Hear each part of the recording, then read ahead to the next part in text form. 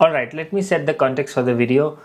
Today's video is going to be a little different from the regular ones which I make is like tech or travel. Today is going to be a little bit of the financial awareness, not financial awareness to be precise. It is going to be how you can use the data to make better decisions, better purchases, or better investment decisions. Not advice. I'm not a SEBI registered analyst to give some advice, but why the point of making this video today is in the news I've seen people are ranting about the stock market, that market is going to crash, you are not going to make money, and market is not going to recover, and all those things, GDP numbers and inflation is all time high, and all those things. There is a lot of note of negativity in the news channels or in the media or any of the social platforms. People are just bashing India's economy. But of course, the India is the fastest growing economy. Everybody knows that. We have 8.25% as a GDP number, which is not bad at this time. So what I want to tell you in this video, or I want to show you, is how you can make a decision with better numbers on the screen, or using the Google or any of the tools, because people just blindly believe on the media or social media that okay, this is true maybe, but I want to ask few things before I start the video. Have you seen every other businessman say that धंधा मंदा चल रहा है? Even if you see around that all time high tax collection, all time GST, all time high record GST collection, incomes has gone significantly high. The tax brackets has been revised. So if you see the tax bracket like 50 to 1 CR, the income numbers has been increased. The number of people filing ITRs has been increased. Still, people use this catchphrase, or we can call it as takya kalam, that dhanda is going manda. But I'm not sure why dhanda is going manda. That we'll figure out with the numbers which will be on the screen. And one more, my motive is to make this video is to people claim that the GDP number or the inflation number which are coming on the news is like it's like tampered, or we cannot we don't have proof. That's what people claim as. To be honest, if you think little from the higher order thinking, there is no proof for anything. Like if you zoom out and see, you cannot create proof for every other thing. that's the truth. And if you want to see the government claims a nominal inflation which is like 6-7, which is maybe 1% ऊपर नीचे of your fixed deposit what you get, और ऊपर नीचे कुछ भी हो सकता है, 19-20 you can keep. But the point to be noted here is the inflation is also like just not a single number. Let's say a person lives in tier 1, somebody lives in tier 2, tier 3. There is something called as segmental inflation, which is like the आप जहाँ रहते हो, it's a bucket, where the bucket has your basic needs, groceries, and your maid, everything. That's a bucket. The same bucket will cost 2 or 3x in the tier 1 city rather than the tier 3. Why? That's called as segmental inflation. So let's not make this video like a boring economic professor. Let's get on to the data, what I wanted to show, and how you can make your due diligence before you invest your hard-earned money, or you make a better decision for your purchase. Because of course you need to have you need to make a better decisions, and you need to be informed citizen before you spend your money. So onto the screen, if you see here, there is a retail inflation low at a record low of 0.25 in October. This is like 4 months before Economic Times article. But people will say that okay, 20.25% कम है तो मेरा दाम क्यों नहीं कम हो रहा? So 100% की चीज 95-96 क्यों नहीं हो रही है? So this is not deflation. There is a difference between inflation and deflation. Very simple fundamental is inflation मतलब ऊपर जाता है, deflation मतलब prices कम होती है. But we are not in a deflation environment. We are still in a very high inflationary environment, especially India. You can see that आटे दाव का भाव कैसे बढ़ रहा है. You should notice from past 2-3 years. इसीलिए I'm telling, I'll show you how to compare all those things and you can make a better decision. I mean, people are just saying कि our economy is dead and all those things, but let me just take you to the simple Google search. You will get to know. I am advising you to take this with a pinch of salt. Just take it as 10-15% inaccurate also, but you will get a at least baseline sense that where are we heading and what is happening across this. So I have just Googled, put it in an AI mode क्योंकि table मिलता है, you can do a comparative analysis.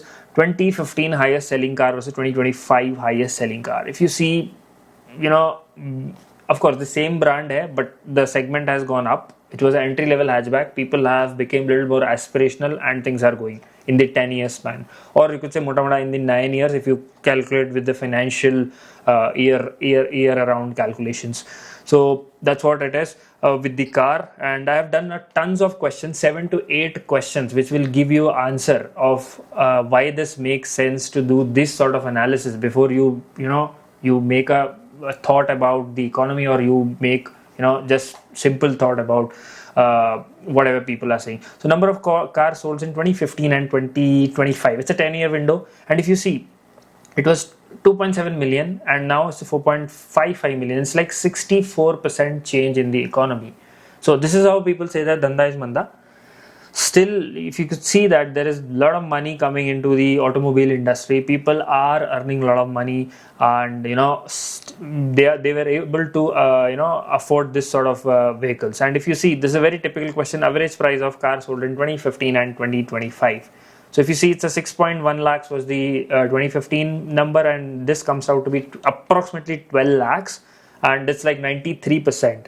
And if you put the inflation amount, this thing will come around 9.5 lakhs. So now you see what sort of growth we are in right now. If I go to the next question, which is average price of car sold, like the same thing I have done, I wanted it in table. I have done this already because just to not to waste during the recording of the video, number of cars, because I have taken Creta because Creta is one of the most popular mid-size SUV which is sold in, I think everybody loves Creta in India. So if you see, this is like 40,000 units 10 years before, and now it's like 2 lakh. So it's like almost 4 to 5 times. So can you imagine the number of people? And this car is like approximately, if you go with the base variant also, is 16 and a half or 20 lakhs on road. So 20 lakh ऐसे ही नहीं आ जाता. You have to take EMIs. But you will be like, okay, सब चीज EMI पे मिल जाता है. So it's like, but considering the fact that EMI has to be paid by the same person, they have their own risk reward equation. So the next question, number of Hyundai Creta, like the same thing I saw it. It's like double. Daily sales is almost double. So if you see, the market share has increased by 35%. Let me go to a more realistic question where people tend to bring inflationary numbers, and you say that the number ho gaya, aisa ho gaya.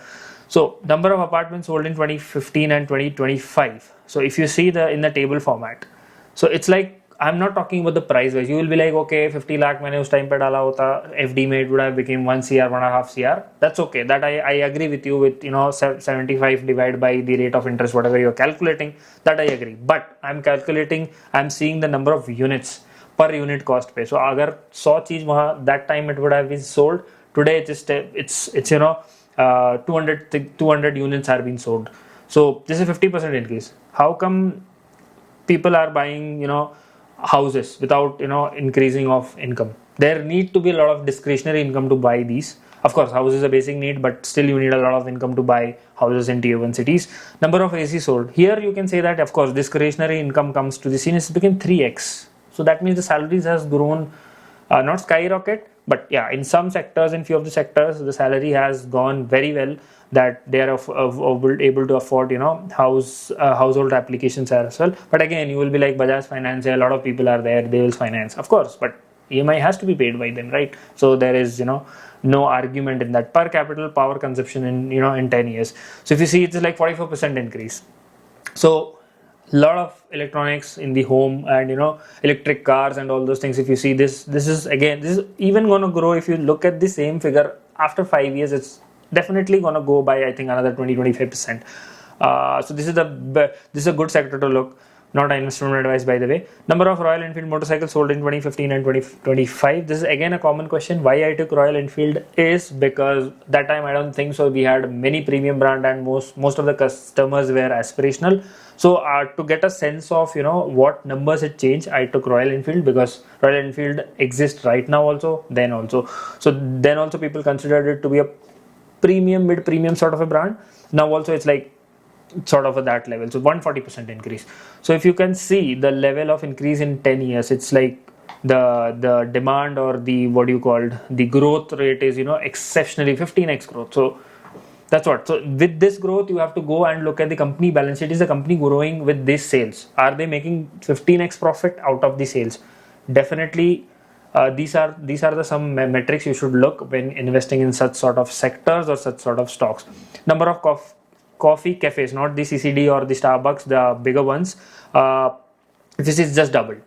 The 2x organic growth in their stores. So if you could see, a lot of people are going like nowadays. So आजकल एक दो बार तो people will drink if they have good income, decent enough income. They do, try to have a good chai or coffee at a weekend पे हो ही जाता है. So ये सब, this is extra detail. You please go through it once you आप खुद ही Google करें. I think that will make more sense rather than me making a bigger video and making you bored of all these things. Number of Indian visiting abroad 10 सालों में it has become 60% increase.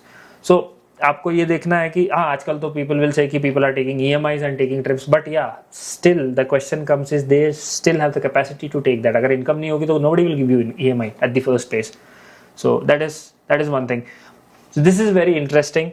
I wanted to show because पैसा का बात है तो of course the markets will speak for itself. So if you see the monthly inflow 10 years before was like 3,000 crore, like now it's 29,000. It's like 9 times. Can you imagine people have this much income to put it in the market? Market is like people in India are like last में invest करेंगे, पहले मजे करेंगे. So even at that case, it has grown 9x. So the stocks like CDSL, all the asset management company might have boomed in this time. So you have to take note of that, like what you need to do based on this. Not at all an investment advice.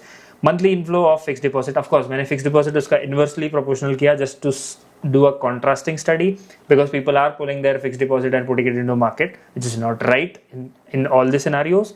But if you see the numbers has grown, but the slow annual growth rate, of course it will slow down क्योंकि interest rate पहले बहुत high था, तो FDs के भी rates high थे, यहाँ पे कम हो गया, तो that you don't have to look out. But the inflow is still high. People are depositing their hard-earned money in fixed deposit. So that's all.